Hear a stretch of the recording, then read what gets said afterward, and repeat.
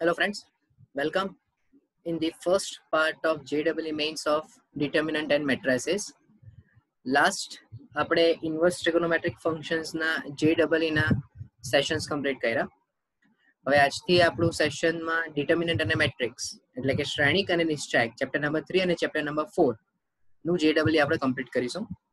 બંને ચેપ્ટર્સનું ઇમ્પોર્ટન્ટ ઘણું બરાબર ઘણા ઇમ્પોર્ટન્ટ ચેપ્ટર્સ છે બંને અને બંને ચેપ્ટર્સમાંથી 2 કે 3 ક્વેશ્ચન્સ 2 તો મિનિમમ કમ્પલસરી આવે જ આવે. થર્ડ નંબરનો ક્વેશ્ચન જો આવે તો એ બહુ બેનિફિશિયલ કહેવાય તમારા માટે, બીકોઝ આ ચેપ્ટર તમે એનસીઈઆરટી ટેક્સ્ટ બુકમાંથી પણ સ્ટડી કર્યું હોય સો તમને થોડું ઇઝી લાગે comparatively.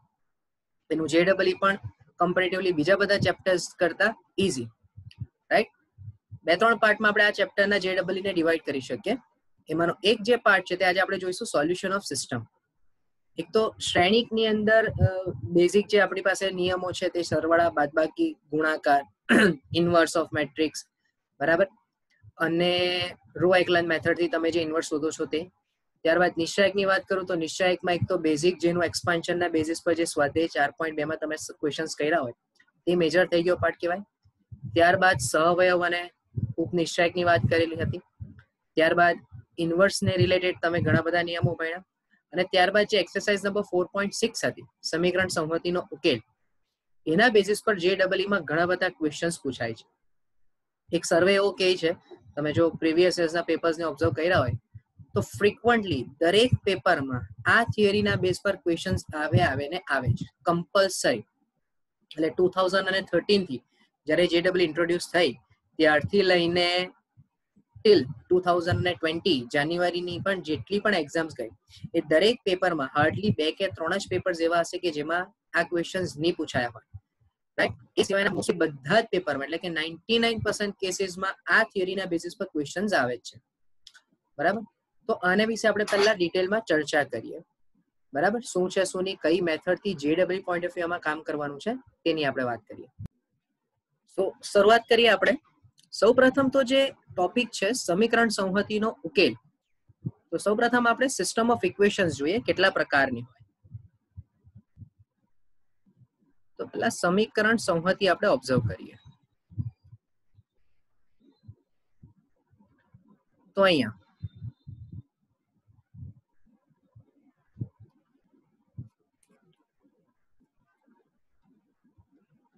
a1x b1y c1z equals to d1, a2x b2y c2z equals to d2, a3x b3y c3z equals to d3. અને એક હોય a1x b1y c1z equals to 0, a2x b2y c2z equals to 0, a3x b3y c3z equals to 0. હવે જો તમે observe કરો તો આ જે પહેલી સિસ્ટમ ઓફ ઇક્વેશન બતાવી ને એમાં કોન્સ્ટન્ટ છે d1 d2 d3, તો આને અસમ પરિમાણીય એટલે કે નોન હોમોજીનિયસ સિસ્ટમ કહેવાય,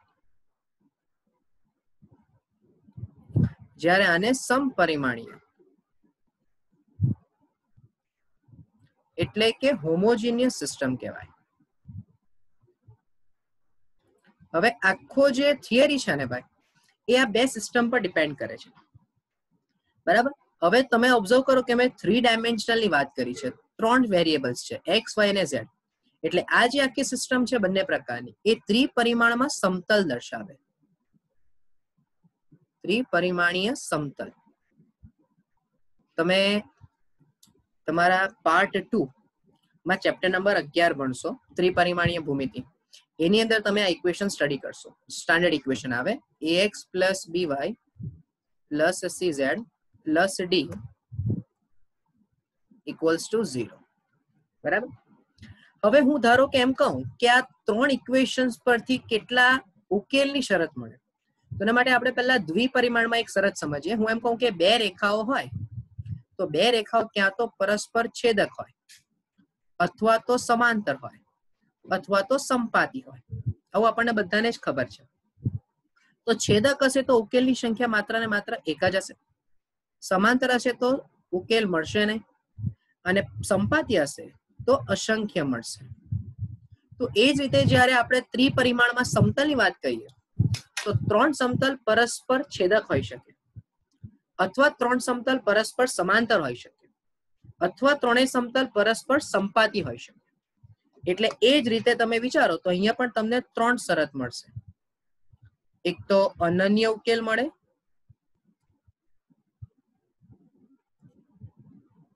એટલે કહેવાય યુનિક સોલ્યુશન. એક મળે અસંખ્ય ઉકેલ, એટલે કહેવાય ઇન્ફાઇનાઇટ સોલ્યુશન. અને ત્રીજું હશે ખાલી ગણ, એટલે કે નો સોલ્યુશન. હવે જ્યારે યુનિક કે અસંખ્ય ઉકેલ મળે તો એને કન્સિસ્ટન્ટ સિસ્ટમ કહેવાય, એટલે કે સુસંગત. અને આને ઇનકન્સિસ્ટન્ટ સિસ્ટમ કહેવાય, એટલે કે અસંગત. બરાબર. પણ હવે તમે એવું વિચારો કે જ્યારે અહીંયા ઇક્વલ્સ ટુ કરીને 0 0 છે તો ત્યારે શું શરત હશે? તો એના માટે તમે એવી બે રેખા વિચારો, કારણ કે એક્ઝામ્પલ તમે દ્વિપરિમાણનું પ્રોપરલી આપી શકવાના છો, એને આપણે કનેક્ટ કરીશું ત્રિપરિમાણ સાથે. એટલે જ્યારે હું દ્વિપરિમાણમાં બે રેખા વિચારું કે જેમાં અચળ પદ નથી, એટલે હું એમ કહું કે 2x + 3y = 0 અને x - y = 0. હા, તો તમને ક્લિયર ખબર પડશે કે જ્યારે કોઈ પણ રેખામાં અચળ પદ નથી, ધેટ મીન્સ કે રેખા 0 0 માંથી પસાર થાય છે. તો એ જ રીતે જ્યારે ત્રણે ત્રણ સમતલમાં અચળ પદ નહીં હોય, એનો મીનિંગ કે ત્રણે ત્રણ સમતલ ઉગમ બિંદુ એટલે કે 0 0 0 માંથી પસાર થશે. તો જ્યારે આ પ્રકારની રેખા હોય તો કઈ શરત મળશે તે વિચારો. આ પ્રકારની રેખામાં કઈ શરત મળે? તો આપણને ક્લિયર ખબર છે કે જ્યારે બે રેખાઓ ઓરિજિન માંથી એટલે કે 0 0 માંથી પસાર થશે તો એ ક્યાં તો આ પ્રકારની હશે અથવા એકની એક જ હશે. ક્યારે પણ તમે એવું નહીં સાંભળવું હોય કે 0 0 માંથી પસાર થતી બે રેખાઓ પરસ્પર સમાંતર, આવું શક્ય જ નથી. ક્યાં તો એ છેદક હશે અથવા તો એકની એક જ હશે. એટલે છેદક એટલે કે એક ઉકેલ મળે એવી હશે, અથવા તો અસંખ્ય ઉકેલ મળે એવી હશે. એટલે હવે તમારા મગજમાં એક નિયમ એવો ફિટ થવો જોઈએ કે જ્યારે સમીકરણ સંહતિ સમપરિમાણીય છે, હોમોજીનિયસ સિસ્ટમ છે, ત્યારે નો સોલ્યુશન વાળી કોઈ શરત મળશે નહીં. એટલે કહેવાનો મીનિંગ મારો એટલો જ છે કે જ્યારે હું સમપરિમાણની વાત કરું તો મારી પાસે ખાલી બે જ શરત હશે ભાઈ. એક તો અનન્ય ઉકેલ અને બીજો અસંખ્ય ઉકેલ. અનન્ય ઉકેલ કમ્પલસરી 0 0 0 જ હશે જો હું ત્રિપરિમાણની વાત કરું, અને દ્વિપરિમાણ હશે તો 0 0 હશે. બરાબર. અને એવું જ અસંખ્ય ઉકેલ એટલે નો સોલ્યુશન, સોરી ઇન્ફાઇનાઇટ સોલ્યુશન. એટલે તમારા મગજમાં એવું સેટ થવું જોઈએ કે જ્યારે સમપરિમાણ છે તો એ ઓલવેઝ કન્સિસ્ટન્સ જ હશે, ઓલવેઝ કન્સિસ્ટન્ટ જ હોય. એટલે ઉકેલ તો મળવાનો ને મળવાનો, ખાલી અસંખ્ય કે અનન્ય એ ચેક કરવાનું. હવે જ્યારે અનન્ય ઉકેલ આપશે ત્યારે એને કહેવાય ટ્રાઇવિયલ સોલ્યુશન, અને આને કહેવાય નોન ટ્રાઇવિયલ સોલ્યુશન. કારણ કે ઘણી વખત તમને ક્વેશ્ચનમાં આ શબ્દ વંચાશે. બરાબર. ત્યારે આપણે ચેક કરીશું કે હા આવું યાદ હોવું જોઈએ આપણને. બરાબર. હવે આ આખો મેં ઓવરવ્યુ તમને આપી દીધો. એટલે ક્વેશ્ચનમાં શું હશે તો કે તમને ત્રણ સમીકરણ આપી દીધા હશે ને આ પાંચમાંથી કોઈ પણ એક શરત છાપી દીધી હોય ને એ શરતના અકોર્ડિંગ કંઈક ને કંઈક જવાબ મેળવવાનો હોય. બરાબર. એટલે કે કોઈ એક દાખલો આપી દીધો હોય તમને, જોઈએ એક એક્ઝામ્પલ આપણે જોઈ લઈએ. જો હવે આવી એક શરત આપી છે કે આ સિસ્ટમને નોન ઝીરો અને ડિસ્ટિંક્ટ સોલ્યુશન હોય તો ખાલી જગ્યા. હવે આ સવાલ વાંચીને તમારા મગજમાં પહેલા એ સેટ થવું જોઈએ કે આ કેવા પ્રકારની સમીકરણ સંહતિ છે.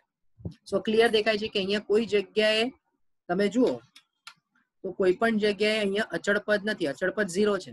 એનો મીનિંગ કે આ તમારી સમપરિમાણ એટલે કે હોમોજીનિયસ સિસ્ટમ થઈ ગઈ. બરાબર.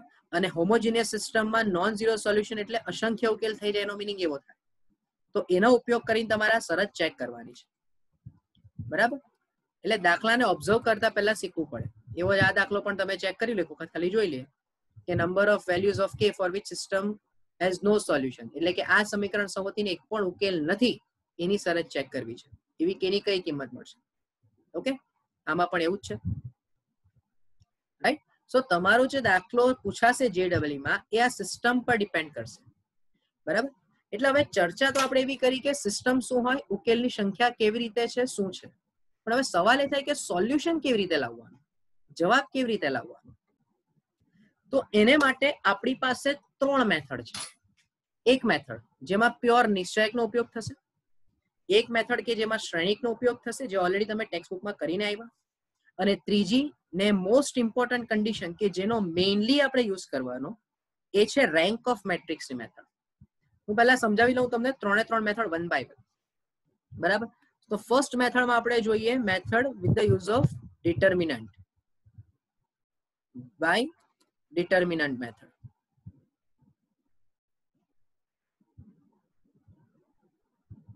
તો જ્યારે તમે ડિટર્મિનન્ટનો યુઝ કરવા જાઓ છો તો ત્યારે તમારી સમીકરણ સંહતિ કંઈક અલગ પ્રકારની હશે. ત્યારે તમારી પાસે સિસ્ટમ હશે a1x b1y plus c1z plus d1 equals to 0, a2x plus b2y plus c2z plus d2 equals to 0, a3x plus b3y plus c3z plus d3 equals to 0. હવે આપણે 3 ડેલ્ટા કહી દઈએ. ડેલ્ટા x બરાબર b1 c1 d1, b2 c2 d2, b3 c3 d3.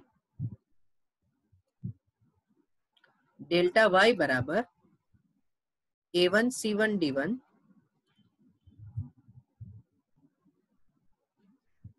a2 c2 d2, a3 c3 d3. Delta z બરાબર a1 b1 d1, a2 b2 d2, a3 b3 d3. અને final delta બરાબર a1 b1 c1, a2 b2 c2, a3 b3 c3. હવે આને represent કેવી રીતે થાય?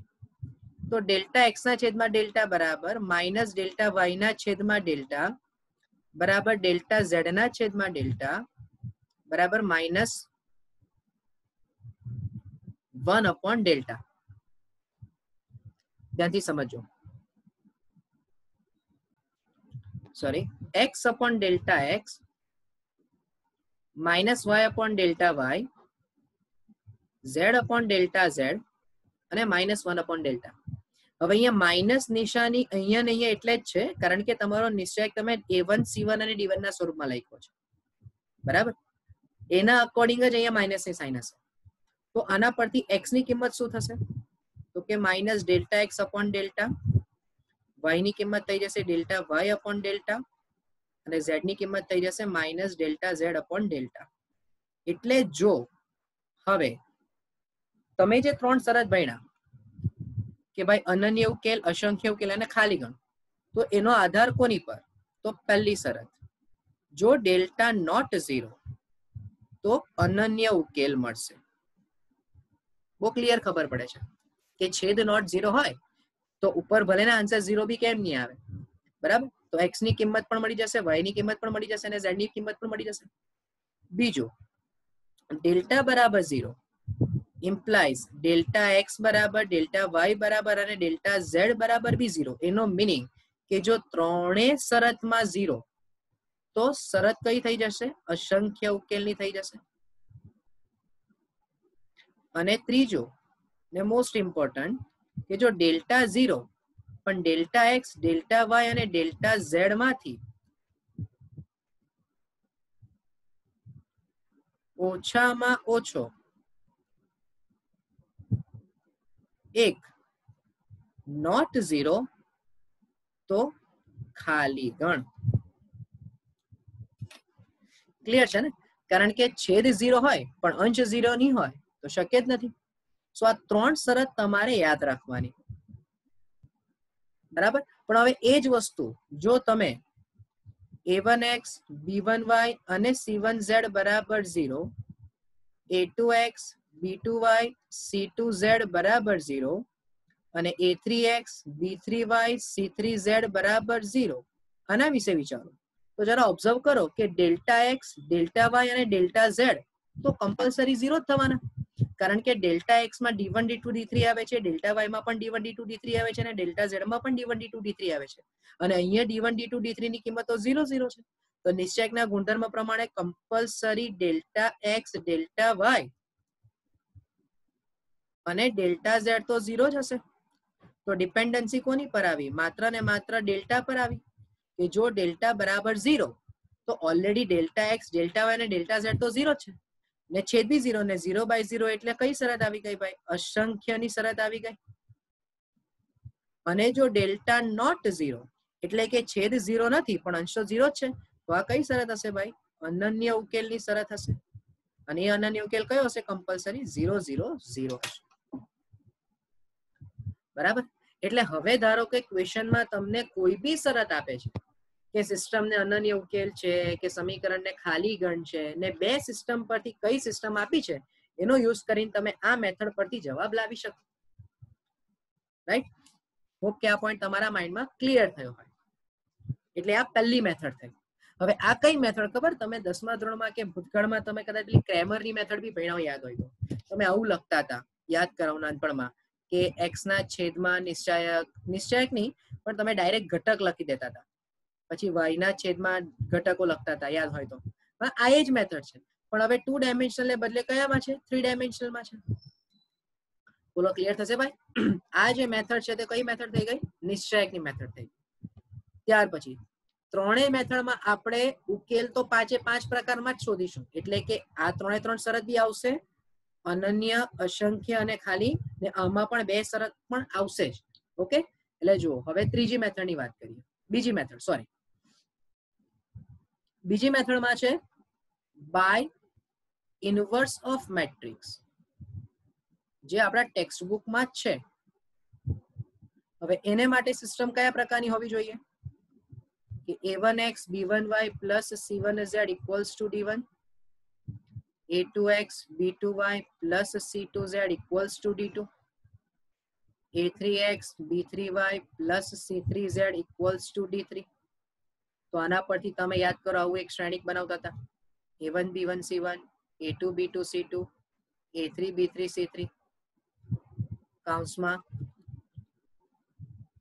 x y z બરાબર d1 d2 અને d3 સો આને આપણે નામ આપતા હતા ax બરાબર b તો આના પરથી x બરાબર આપણને મળતું હતું a ઇન્વર્સ b તો એનો મીનિંગ કે આ 1 by determinant of a into adjoint of a dot b so આના પરથી પણ 3 શરત આવે પહેલી જો ડેલ્ટા નોટ 0 તો સમીકરણને અનન્ય ઉકેલ મળે હવે ભાઈ કોન્સેપ્ટ તો એક જ છે અહીંયા તમે ડેલ્ટા વિચારો ડિટર્મિનન્ટ શું થઈ ગયો નિશ્ચયકમાં a1 b1 c1 a2 b2 c2 a3 b3 c3 એ ભાઈ અહીંયા પણ ડેલ્ટા તો સેમ જ હતો અહીંયા પણ ડેલ્ટા એ જ છે જુઓ એટલે આને બી હું નિશ્ચયકમાં એ કહી શકું કે નહીં કહી શકું અને એ જ રીતે આને પણ હું ડેલ્ટા અહીંયા કહી શકવાનો છું કોન્સેપ્ટ એક જ છે ખાલી નામ અલગ અલગ રીતે બદલાય છે સમજો બરાબર બોલો બીજી શરત તો બીજી શરતમાં છેદ 0 થાય હવે જો આની અંદર છેદ 0 થયો તો અંશમાં પણ 3 વસ્તુ 0 થઈ તો હવે તમારા માઇન્ડમાં સેટ થવું જોઈએ કે જો અહીંયા છેદ 0 છે તો implies adjoint of a dot b નો જો જવાબ 0 હોય તો આ કેવો ઉકેલ આપશે ભાઈ અસંખ્ય ઉકેલ આપશે અને ત્રીજું કે જો ડેલ્ટા 0 પણ adjoint of a dot b not 0 તો તમને ઉકેલ ન મળે એટલે કે ખાલી ગણ મળશે સમજમાં આવશે પણ for a1x b1y c1z equals to 0 a2x b2y c2z equals to 0 a3x b3y c3z equals to 0 આના માટે તમે ઓબ્ઝર્વ કરો તો a1 b1 c1 a2 b2 c2 a3 b3 c3 dot x y z equals to 0 0 0 ટૂંકમાં ભાઈ આમાં તો ax બરાબર 0 જ મળે છે, હા કે ના? ax બરાબર તો 0 જ છે, એટલે એનો મીનિંગ જો મારે આને લખવું હોય કે adjoint of a dot b by determinant, તો આ b જે છે એ તો 0 જ છે ભાઈ. એટલે આનો સીધો આધાર પાછો કોની પર રહ્યો? 2 પોઈન્ટ પર રહ્યો કે જો ડિટર્મિનન્ટ 0 તો 0 બાય 0 એટલે તમને અસંખ્ય ઉકેલ મળશે, અને જો ડિટર્મિનન્ટ નોટ 0 તો તમને અનન્ય ઉકેલ મળે. અને અનન્ય ઉકેલ એટલે કયો? પાછો 0 0 0 થઈ જશે. એટલે આ બંને થિયરી એકબીજા સાથે ડાયરેક્ટ કનેક્શન છે.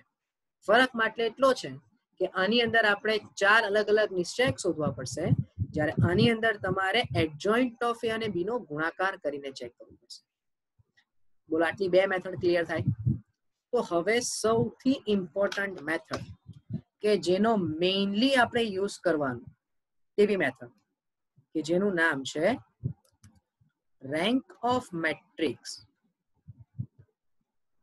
હવે રેન્ક ઓફ મેટ્રિક્સ ની મેથડ વાત કરતા પહેલા હું તમને એક વસ્તુ રિવાઇઝ કરાવી દઉં કે તમે ઇનવર્સ ઓફ મેટ્રિક્સ જે હોય તો એમાં હાર એસિલોન પદ્ધતિ રો એકલાન મેથડ ભણ્યા યાદ હોય તો, કે જેની અંદર તમે ab બરાબર i ડોટ a લેતા હતા. અહીંયા એક મેટ્રિક્સ હતો, અહીંયા i થઈ જાય અને ડોટ a ને અહીંયા તમે પ્રક્રિયા કરતા હતા, અને એ પ્રક્રિયા કરીને તમે અહીંયા 1 0 0 0 1 0 0 0 1 લાવો, રાઈટ? અને એ જ સેમ પ્રક્રિયાઓ અહીંયા પણ કરવાની. તો એક સ્ટેજ પર અહીંયા તમારો i બની જાય, આ કોઈ નિશ્ચયક શ્રેણિક બની જાય, ને અહીંયા a, તો આને તમે a ઇનવર્સ કહેતા હતા. આવું યાદ હોવું જોઈએ ભાઈ. તો હવે જે વાત કરું ને ભાઈ કે આ મેથડમાં આપણે ડાબી બાજુ એટલે અહીંયા જે પ્રક્રિયા કરીને મેટ્રિક્સ લાવ્યા એને કહેવાય ઓગમેન્ટેડ મેટ્રિક્સ. શું કહેવાય? Augmented matrix. તો બહુ ધ્યાનથી સમજો. For row echelon method or in row echelon method,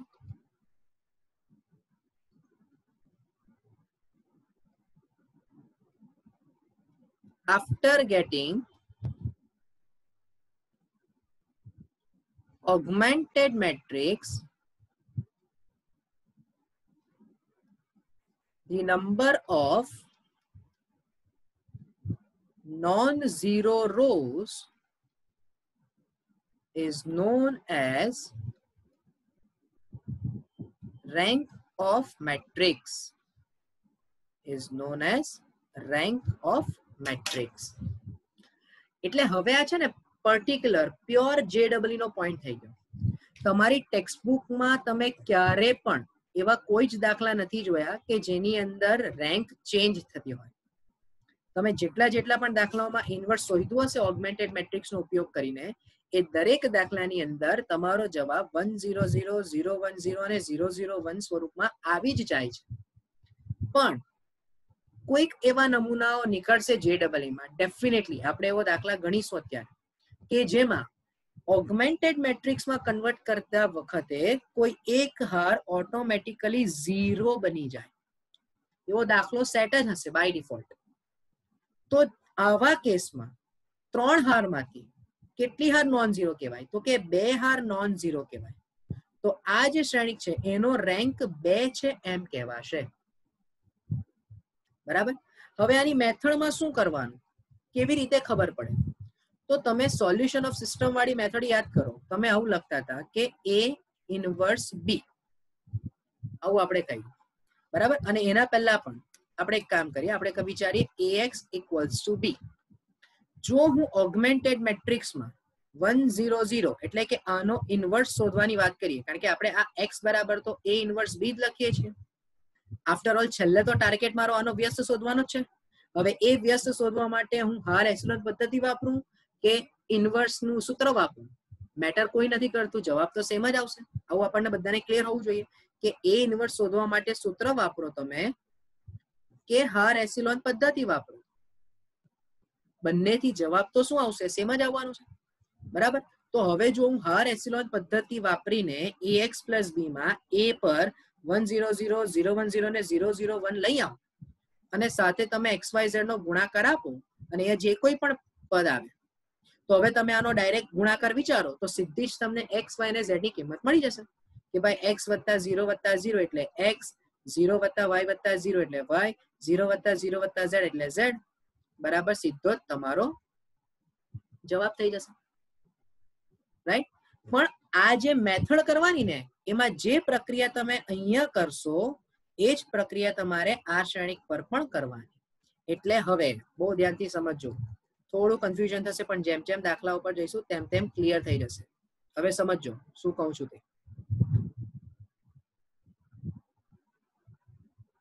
કે ax = b માટે રેન્ક ઓફ a = m કહી દઈએ, રેન્ક ઓફ b = n કહી દઈએ અને નંબર ઓફ અનનોન્સ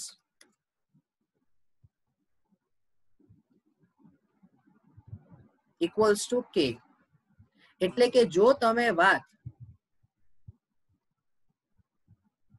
આ સિસ્ટમની કરો છો અસમ પરિમાણની, બરાબર, અસમ પરિમાણીય નિશ્ચયક તમારી સિસ્ટમની વાત કરો છો તો આ જે તમારી પાસે આ જે આવ્યો શ્રેણી આની કક્ષાને તમારે અત્યારે રેન્ક 3 સમજવાની એટલે કે m સમજવાની. આની રેન્ક એટલે કે બી શ્રેણીકની રેન્કને તમે n નામ આપ્યું અને નંબર ઓફ અનનોન્સ એટલે કે x, y અને z ને તમે નામ આપ્યું k, બરાબર.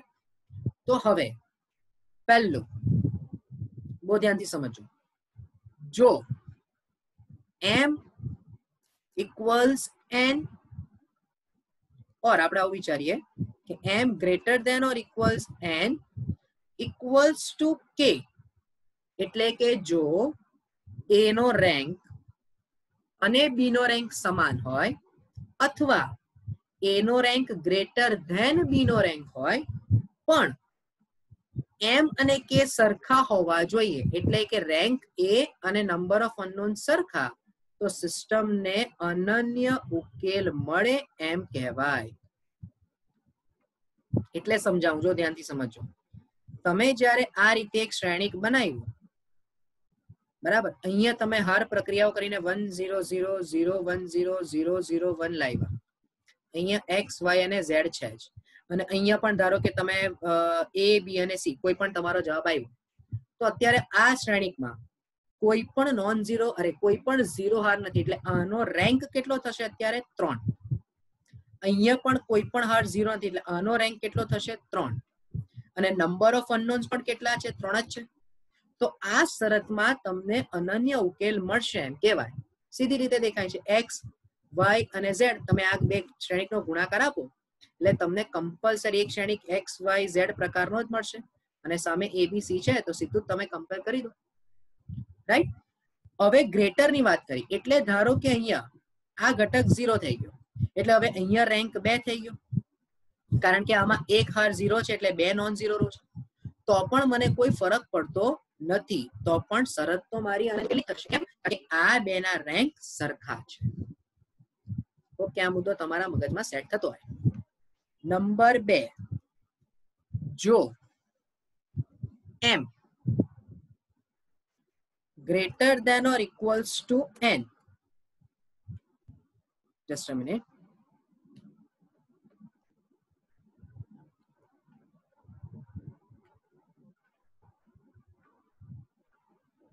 greater than or equals to n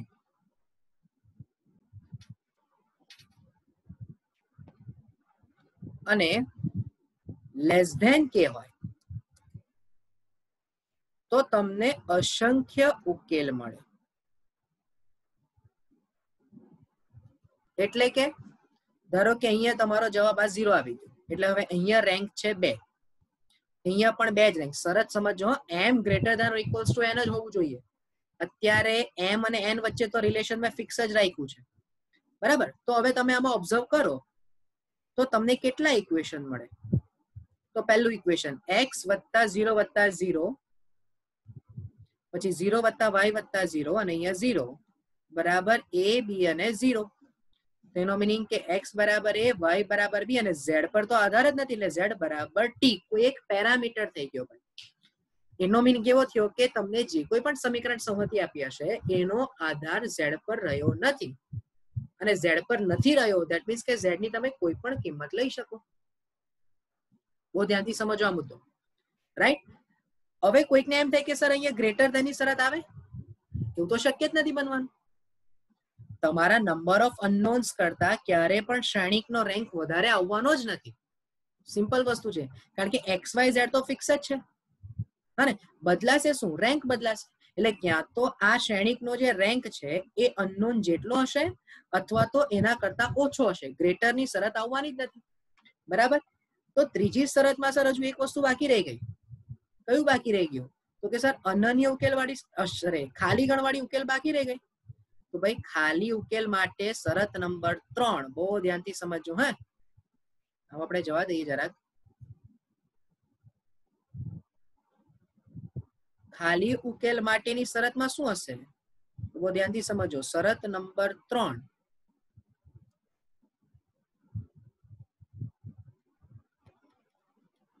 જો ભૂલથી m લેસ ધેન n આવી ગયું તો તમને ખાલી ગણ મળે. એટલે સમજ નહીં પડી, એટલે સમજાવ. 1 0 0 0 1 0 ને ધારો કે અહીંયા 0 0 0 થઈ ગયું. બોલો કેટલા number of non zero row? 2. એટલે આનો રેન્ક m બરાબર 2. અહીંયા તો એક્સ વાય ઝેડ ફિક્સ જ છે, એટલે કે k બરાબર 3. અને અહીંયા ધારો કે a b અને c એટલે કે n બરાબર 3. તો બોલો m લેસ ધેન n આવ્યું. તો હવે તમે સૂત્ર બનાવો. તો x બરાબર a એટલે કે અહીંયા તમે x y અને 0 લખશો, અને અહીંયા a b અને c. તો x બરાબર a, y બરાબર b અને 0 બરાબર c. આવું શક્ય થવાનું નથી. ઓકે, આ પોઈન્ટ સમજમાં આવ્યો હોય, રાઈટ? એટલે જેવું તમારું m લેસ ધેન n થશે તો તમને ખાલી ગણ એટલે કે ઉકેલ મળવાનો નથી. પણ આમાં પણ આ બધી જે ચર્ચા કરી તે કોને માટે કરી ભાઈ? આપણે નોન હોમોજીનિયસ સિસ્ટમ માટે કરી છે ભાઈ. જોજો હા, કારણ કે ax બરાબર b માં આપણે b ની કિંમત d1 d2 d3 લેવાની છે. પણ જો આ જ વસ્તુ હોમોજીનિયસ સિસ્ટમ માટે આવી તો ધ્યાનથી સમજજો. હા ભાઈ, હોમોજીનિયસ સિસ્ટમ માટે આવી તો શું? એટલે કે હોમોજીનિયસ સિસ્ટમ ની વાત કરીએ તો શું? તો ભાઈ એને માટે તો આપણે અત્યારે જ ચેક કર્યું કે ax બરાબર તો 0 જ હશે. હોમોજીનિયસ સિસ્ટમ એટલે આ શરત થઈ ગઈ કે જેમાં d1 d2 d3 તો 0 જ છે. એટલે હવે તમારી પાસે રેન્ક ઓફ a બરાબર m, rank of b always equals to 0 જ થશે ભાઈ. કારણ કે એમાં તો કોઈ અનનોન આવ્યા જ નથી, કોઈ પણ કિંમત કોન્સ્ટન્ટ આવી જ નથી, અને નંબર ઓફ અનનોન્સ આપણે કે જ લઈ લઈએ. તો પહેલી શરત કે જો હવે તો compulsory m greater than or equals to n greater than જ n થવાનું છે. ઇક્વલ્સ ટુ તો થવાનું નથી, કારણ કે જો હું m ની રેન્ક 0 કહી દઉં, આનું રેન્ક 0, જો હું m ની રેન્ક 0 કહી દઉં એટલે કે રેન્ક ઓફ a એટલે કે આ જે a1 b1 c1 a2 b2 c2 આની રેન્ક તો 0 થશે જ નહીં ને ક્યારે. 0 એટલે શું? કે કોઈ પણ હાર નોન 0 નથી. એવું તો શક્ય જ નથી બનવાનું. બરાબર? એટલે m ગ્રેટર ધેન n અને બરાબર કે, તો આની અંદર અનન્ય ઉકેલ, અને એ અનન્ય ઉકેલ એટલે 0 0 0. એટલે શરત કઈ થઈ સમજો. હા, 1 0 0 0 1 0 0 0 1 ડોટ xyz અને સાથે 0 0 0 એટલે કે x બરાબર 0, y બરાબર 0 અને z બરાબર 0. રાઈટ? અને બીજી શરતમાં કઈ હશે? તો કે જે આપણે આગળ ચેક કરી સેમ જ શરત કે નંબર 2 કે m ગ્રેટર ધેન n, પણ જો જવાબ k કરતા નાનો થઈ ગયો તો અહીંયા ઉકેલ અસંખ્ય ઉકેલ મળે. આ તમારા માટે મોસ્ટ ઇમ્પોર્ટન્ટ થિયરી, અને મેજોરિટી દાખલાઓમાં આપણે આ જ મેથડનો ઉપયોગ કરીને ચાલવાનું છે. જો સમજીએ, સૌથી પહેલા આપણે એવો જ એક ક્વેશ્ચન ચેક કરીએ કે જેમાં આ રેન્કની મદદથી દાખલો સોલ્વ કરવાનો હોય. જોજો સવાલ સમજજો ભાઈ. સવાલ એવો કહે છે કે as be the set of all real values of k for which system x plus y plus z equals to 2, 2x plus y minus z equals to 3 અને 3x plus 2y plus kz equals to 4 has unique solution. હવે પહેલા તમારા મગજમાં બે મુદ્દા set થવા જોઈએ કે આ સિસ્ટમ કયા પ્રકારની છે. તો આ સિસ્ટમ છે નોન હોમોજીનિયસ, કારણ કે અનનોન છે 2, 3 અને 4 કોન્સ્ટન્ટ્સ છે. હવે તમારી પાસે ત્રણ મેથડ છે, ક્યાં તો તમે નિશ્ચયક વાપરો, ક્યાં તો તમે શ્રેણિક વાપરો અથવા તો રેન્ક વાપરો. હવે યુનિક સોલ્યુશન થવા માટે પહેલા જો તમારે નિશ્ચયકનો ઉપયોગ કરવો છે તો તમારે ડેલ્ટા નોટ 0 લેવું પડે, બરાબર, અને એનાથી તમારે ઇક્વેશન બનાવવું પડે. જો તમારે શ્રેણિક વાપરવું છે તો તમારે પણ નિશ્ચયક નોટ 0 જ લેવો પડશે. પણ આના પરથી તો k ની કઈ વેલ્યુ નથી એ મળવાનું. આપણે જે શોધવું છે એ શોધવું છે કે કઈ વેલ્યુ માટે યુનિક સોલ્યુશન મળશે. તો હવે હું એમ કહું કે ધારો કે હું રેન્કની મેથડ વાપરું. જો ધ્યાનથી સમજો. હા, હવે હું તમને બતાવું કે લખાય કેવી રીતે. 2 1 -1 3 2 k x y z અને 2 3 4. બસ એક જ દાખલો જો આ સમજી જવાશે ને ભાઈ તો આખી મેથડ ક્લિયર થઈ જશે. હવે અત્યારે આના લખાણ માટે x y z ભૂલી જાઓ અને આ રીતે લખાય 1 1 1 2 1 -1 3 2 k ડોટ ડોટ ડોટ 2 3 અને 4. એક વાત ખાલી ખાનગીમાં કહી દઉં, તમે એન્જિનિયરિંગમાં જશો ને, એન્જિનિયરિંગના સેમેસ્ટર નંબર 2 માં વેક્ટર એલ્જેબ્રા કરીને સબ્જેક્ટ આવશે મેથેમેટિક્સ. એમાં ગોસ જોર્ડન મેથડ અને ગોસ એલિમિનેશન મેથડ છે. એ આ જ મેથડ છે જે અત્યારે આપણે કરીએ છીએ. તમે એન્જિનિયરિંગમાં પણ આવા દાખલા ગણશો, સોલ્યુશન સિસ્ટમ શોધવાના, સોલ્યુશન ઓફ સિસ્ટમ શોધવાના. એમાં કઈ તમે આ ax બરાબર b પરથી સૂત્ર નથી વાપરવાના. એમાં તમારે આ જ મેથડ કરવી પડશે. કઈ? જે રેન્ક ઓફ મેટ્રિક્સ મેથડ અત્યારે આપણે કરીએ છીએ. એટલે જો અત્યારથી તમે એને યુઝ ટુ કરી લેશો ને તો એન્જિનિયરિંગમાં તમારા માટે આ બહુ ઈઝી બની જશે. સમજો. હવે તમારો ટાર્ગેટ શું છે? તમારો ટાર્ગેટ અહીંયા ઓગમેન્ટેડ મેટ્રિક્સ લાવવાનો. ઓગમેન્ટેડ મેટ્રિક્સ એટલે કયો? તો કે 1 0 0 0 1 0 0 0 1. અને સાથે સાથે તમારા મગજમાં સેટ હોવું જોઈએ કે આ યુનિક સોલ્યુશન આપે છે. તો રેન્કની અંદર નોન હોમોજીનિયસ સિસ્ટમમાં યુનિક સોલ્યુશન માટેની શરત m બરાબર k, એટલે કે રેન્ક ઓફ a અને નંબર ઓફ અનનોન સરખા હોવા જોઈએ. બસ આ વસ્તુ તમારા મગજમાં ફિટ થવી જોઈએ. ચાલો ચેક કરીએ. તો સૌથી પહેલું બોલો, પહેલો રૂલ કયો અપ્લાય કરીશું? તો કે 1 ની મદદથી નીચેના બે ઘટકો 0, તો r2 ની અંદર r2 - 2r1 અને r3 ની અંદર r3 - 3r1. ચાલો, એટલે અહીંયા મને મળી જશે 1 0 0 1 1. ચાલો, આને તમે -2 વડે ગુણીને ઉમેર્યું એટલે અહીંયા -1, અને આને -2 વડે ઉમેર્યું એટલે -3. ચાલો, અહીંયા તમે -3 વડે ગુણ્યું તો અહીંયા -1, અને અહીંયા -3 વડે ગુણશો તો k -3.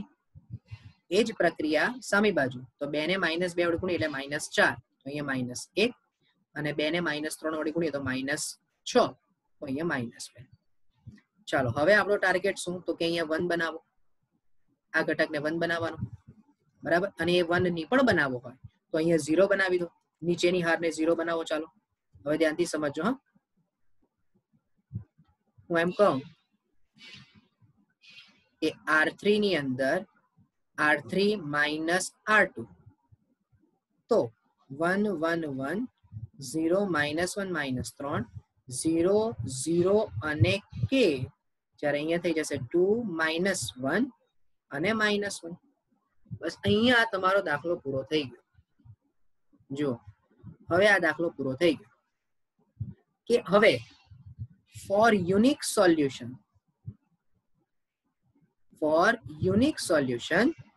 rank of a greater than or equals to rank of b, અને આ બંનેનો જવાબ equals to number of unknowns. હવે તમે ધ્યાનથી સમજો કે આ જે છે આ તો 0 થયું જ નથી કશું પણ, આમાં કોઈ પણ ઘટક 0 બન્યો નથી, એટલે કે રેન્ક ઓફ બી તો 3 જ છે, તો કમ્પલસરી રેન્ક ઓફ એ પણ 3 જ થવું જોઈએ, રાઈટ? અને કે તો બાય ડિફોલ્ટ 3 છે જ, તો માટે મારી શરત જો રેન્ક ઓફ એ બરાબર રેન્ક ઓફ બી બરાબર એમ થાય તો મને યુનિક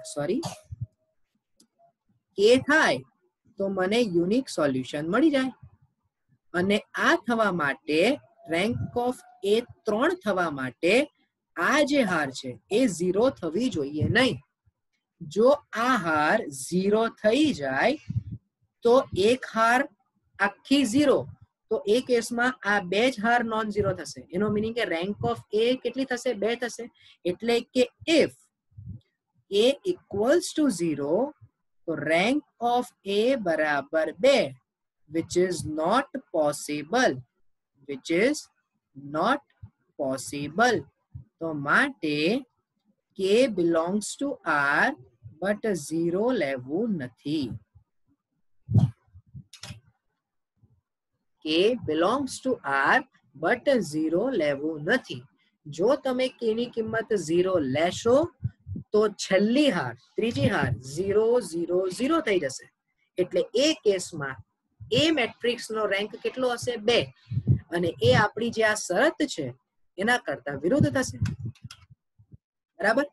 કારણ કે જો એ નો જવાબ અહીંયા તમે k ની કિંમત 0 લઈ લેશો, k ની કિંમત તમે 0 લઈ લેશો તો છેલ્લી હાર 0 0 0 થશે અને ઉપરની બે હાર નોન ઝીરો, એટલે એવા કેસમાં રેન્ક કેટલો થશે? 2 થશે. અને જો રેન્ક 2 થઈ ગયો અને બી નો રેન્ક તો 3 જ છે, તો કઈ શરત થઈ જશે? આ શરત થઈ જશે ભાઈ.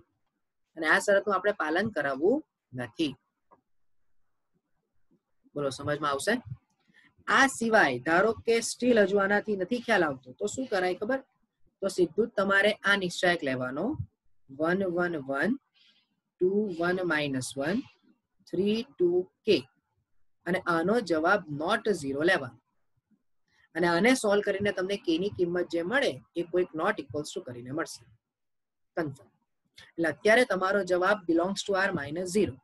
હવે ભલે આ દાખલો એવો છે કે જેમાં સરળતાથી તમે નિશ્ચયકની મદદ એટલે કે છેલ્લી આ મેથડ બી કરો ને તો પણ તમારો જવાબ આવી જાય, બટ બને ત્યાં સુધી યુઝ ટુ તમે આ મેથડથી થાવ તો થોડુંક સરળ રહે. સમજો, જો બીજો એક દાખલો ચેક કરીએ કે જેમાં રેન્કનો જ ઉપયોગ કરીને, જો આ દાખલાની અંદર વાત કરીએ. હવે ઓબ્ઝર્વ કરો, આ જે દાખલો છે એ પહેલા નોન હોમોજીનિયસ સિસ્ટમ છે એવું ખબર પડી જ જાય છે આપણને, અને નો સોલ્યુશન કીધું. એટલે હવે તમારા મગજમાં બેલ શું વાગવું જોઈએ ખબર? કે જો હું નિશ્ચયક પ્રમાણે જાઉં છું તો નો સોલ્યુશન થવા માટે, એક પણ ઉકેલ ન મળે એને માટે 1 2 3 અને 4 ચારે 4 નિશ્ચયક ચેક કરવા પડે. કારણ કે તમારે જવાબ શું શોધવો છે? જોજો, જવાબ શોધવો છે એ અને બી બંનેનો. હવે જો તમે ડાયરેક્ટ ખાલી એક જ ડેલ્ટા વિચારો તો તમને ખાલી એની જ કિંમત મળે, અને બી ની કિંમત શોધવા માટે કમ્પલસરી બીજો પણ ડેલ્ટા લેવો પડે, બરાબર? અચ્છા, ધારો કે કોઈને એમ થાય કે હું શ્રેણિકની મદદથી જાઉં, તો શ્રેણિકની મદદથી જવા માટે પણ નો સોલ્યુશન માટેની શરત જુઓ, ડિટર્મિનન્ટ તો લેવો જ પડે અને એડજોઇન્ટ બી શોધવું પડે અને બી પણ શોધીને પાછો ગુણાકાર કરવો પડે. તો આ કેસમાં કમ્પલસરી રેન્ક જ તમને બહુ જ સહેલામાં સહેલી મેથડ પડે, કશું જ નથી કરવાનું. જો તમારા મગજમાં પહેલા તો એક આપણે લખી દઈએ,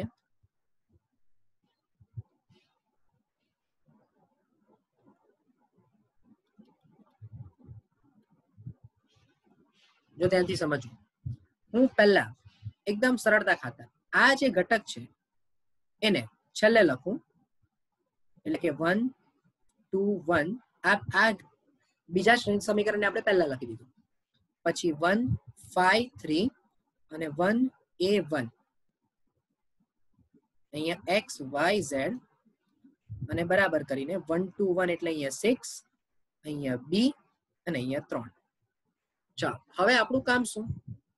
તો કે 1 1 1 2 5 a 1 3 1 અને એરો કરીને 6 b અને 3 છે. ચાલો, સૌથી પહેલા 1 નો ઉપયોગ કરીને નીચેના બે ઘટક 0 બનાવવાના, એટલે કે r2 2 r2 - r1 અને R3 to R3 minus R1 એટલે આમ કરવાથી 1 0 0 2 1 ચલો 5 minus 2 3 3 minus 1 એટલે 2 ત્યારબાદ A minus 2 અને 1 minus 1 એટલે 0 એવું 6 B minus 6 અને minus 3 થઈ જશે. હવે તમે ઓબ્ઝર્વ કરો તમારે એવું લાવવું છે કે જેમાં સમીકરણને ઉકેલ ન હોય. બરાબર. હવે સમીકરણને ઉકેલ નથી એવું તમારે સાબિત કરવું છે. તો એને માટે તમે શું કરી શકશો એ પહેલા વિચારો. એક ઇક્વેશન અહીંયા એક મિનિટ હા આપણે અહીંયા 2 છે એટલે અહીંયા 2 આવશે અને 2 આવશે એટલે અહીંયા પણ 2 જ આવશે એટલે અહીંયા